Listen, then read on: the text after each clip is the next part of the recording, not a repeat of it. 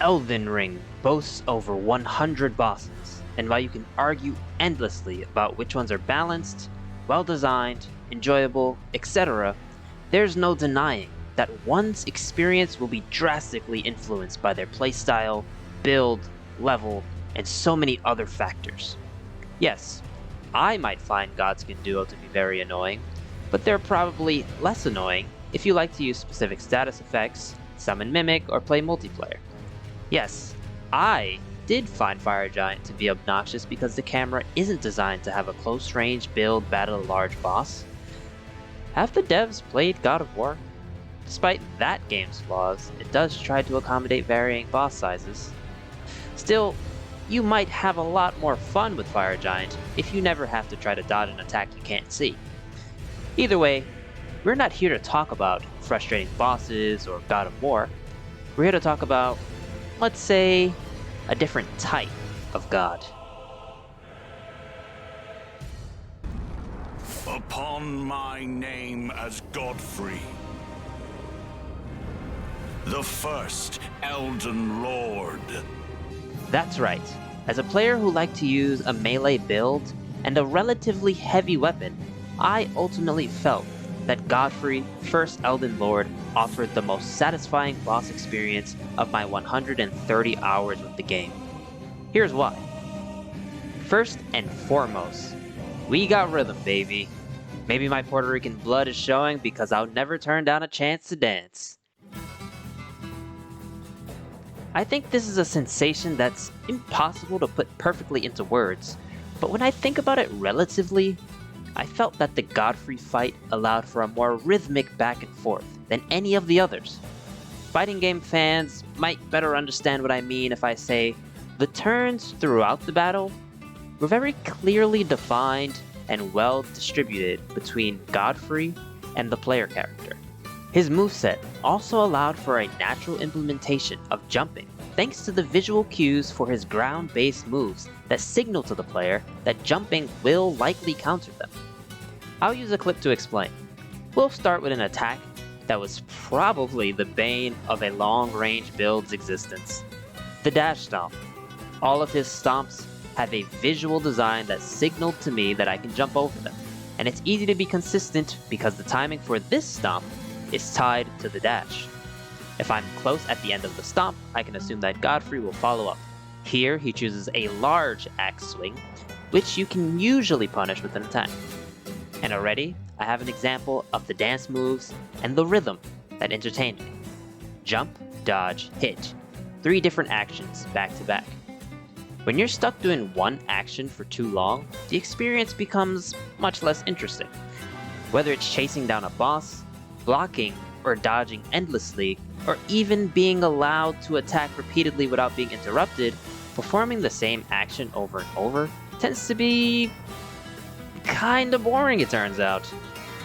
With the Godfrey fight though, well, I hope you don't have 2 left feet because we're dancing. Let's apply a rhythm to the 28 actions of this clip, where our actions are jump, dodge, hit, and wait. Ready?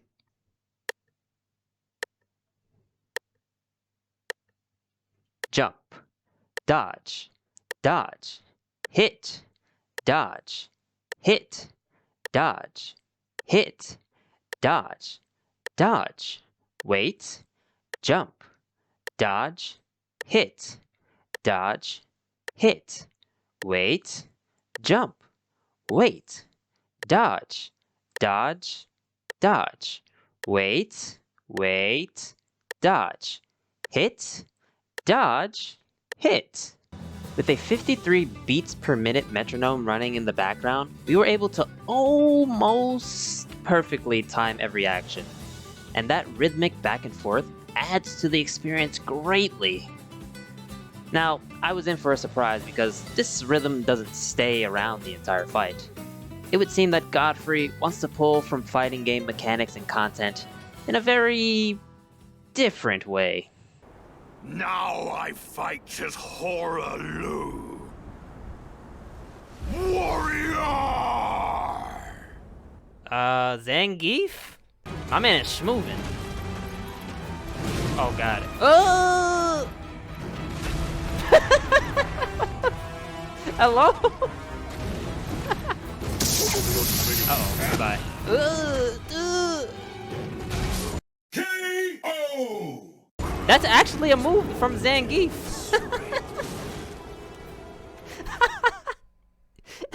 He did his ultra. Godfrey's transformation into Hoarah Loux was maybe my least expected transformation. I knew he would enter another phase, but he went from an axe wielder with sweeping and devastating attacks to a bloodthirsty grappler. Yet, somehow, at the same time, I feel his identity from a boss design perspective is still very much intact, and that's part of why this boss persists as my favorite after the transformation. Even though he becomes tougher to fight, the core concepts that define the first half of the battle carry over to the second half. He continues to be a boss that specializes in physical close-range combat, lacks decent long-range options, and chases you down relentlessly to make up for that weakness. This feels even more impressive when you start to think about how many of the bosses in Elden Ring seem to be able to do everything. Long combos, delayed attacks, AoE attacks, projectiles, physical and elemental damage, you name it. That can become very tiring when you're the type of player who wants to engage with each boss's design and learn to outplay them mechanically. The distinctiveness that comes from Godfrey's focus on heavy-hitting, close-range attacks stands out in my mind. When I walk into his arena, I don't fear him until I'm at axe or arm's length, and that's honestly very refreshing. All of this isn't to say that Godfrey is a perfect boss. He still suffers from some of the issues that all of the bosses suffer from. Sometimes you lose to the camera instead of the boss. We can run by him. Oh, but the oh my god! The camera, please! There's that weird thing where attacks from the first phase carry over through the cutscene and ambush you after the cutscene ends. Oh, hello? Is that fair? What? Though his delayed attacks are mostly designed well enough for you to learn them and punish, he has one that seems to just require you to internalize the timing, which, let's be honest, that's not going to be a consistent way to dodge. There's no obvious visual cue to follow here.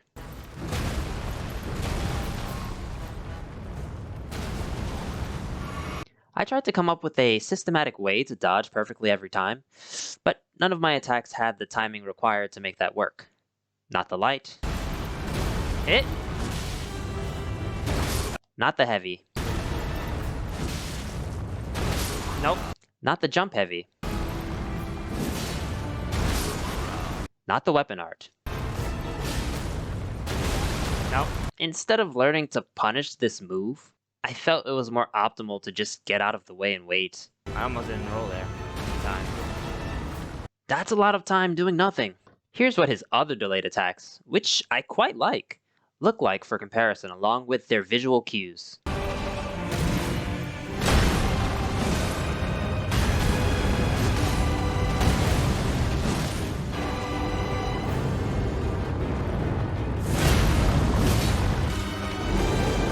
I could have hit him there.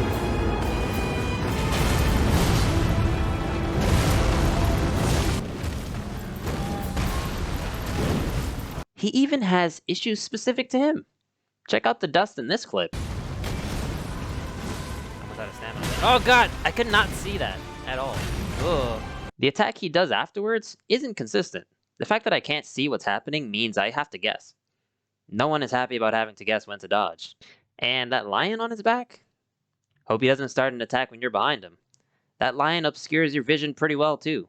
So yeah, I may be unable to see some of his attacks coming my way, but I'm not blind to the issues this boss has. Nevertheless, the mechanically rhythmic experience that this boss fight offers elevates it above all of the rest in my opinion. That, along with an identity that is consistent in its design, made it so that when I finally felled this legend in particular, I felt all the more satisfied. Thank you so much for watching through to the end. If you liked it, be sure to leave a thumbs up and let me know your thoughts in the comments. I'm also planning to make a video about how I defeated Millennia with just a sword and a shield. So if you would like to see more content, be sure to hit that subscribe button. I also plan to play Sekiro and Dark Souls in the future. If that interests you, be sure to drop a follow over on Twitch or Twitter at BrooklynB_JP so you can know when that's happening. Thanks again, and I hope to see you all on the next one. Take care!